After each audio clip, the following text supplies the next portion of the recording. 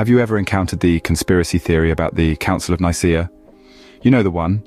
It's where Emperor Constantine supposedly gathered a bunch of Christian leaders, locked them in a room and said, "Okay folks, invent Christianity right now. Oh, and make sure Jesus is God." Atheists, certain religious groups, and even some pop culture references love to toss this story around. It makes for an enticing narrative, a shadowy cabal shaping faith for power. The problem? It's absolutely wrong. Let's unravel the myth, explore the real Council of Nicaea, and understand why these false stories persist, and why Christians need to set the record straight. First, let's rewind all the way to the 1st century AD. No grand empire-level church exists yet. Instead, we have communities of believers following the crucified and risen Jesus, holding firmly to the idea of his divinity. Sure, there's early diversity in customs, but the core beliefs are there. This isn't the controlled hierarchy skeptics like to imagine. Jump forward a few centuries. Christianity has weathered waves of brutal Roman persecution. Then, a surprise twist.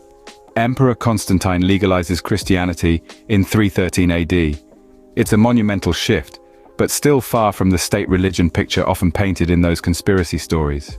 So, the church can finally operate in the open, right? Well, not entirely now. There's a new foe.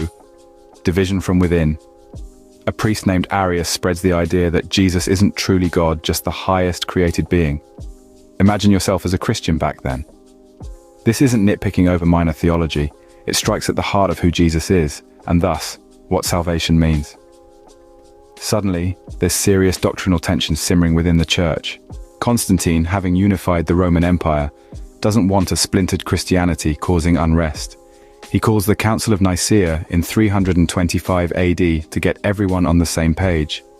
Remember, he's a politician, not some zealous bishop obsessed with theology. Importantly, this isn't Christianity versus the world. There aren't Gnostics, mystics, and every other possible sect under the sun in that room. This is a gathering of mostly orthodox Christian bishops hashing out differences within their faith. Let's dispel another myth. These bishops weren't pushovers. Many endured horrific persecution just decades earlier.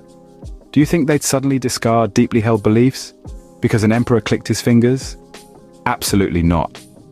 Remember, faith was worth dying for to these men, sometimes literally. So what was the clash at Nicaea actually about? 3 main groups emerged. 1. Arians. Jesus is an awesome created being, but not on the same level as God the Father. 2. Orthodox. Jesus is fully divine, part of the eternal Godhead, the exact same substance as the Father. 3. Eusebians. These agreed with the Orthodox about Jesus, but they had issues with the word used to describe it, fearing it sounded too similar to past heresies. Notice something?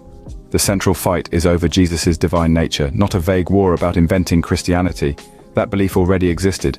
Now they were precisely defining it to protect it from distortion. The bishops didn't come to Nicaea with blank slates. They interrogated Arius, challenged him with scripture, and even questioned him based on early Christian writings. His theology didn't align with the faith already passed down. It seemed like a novelty. The result?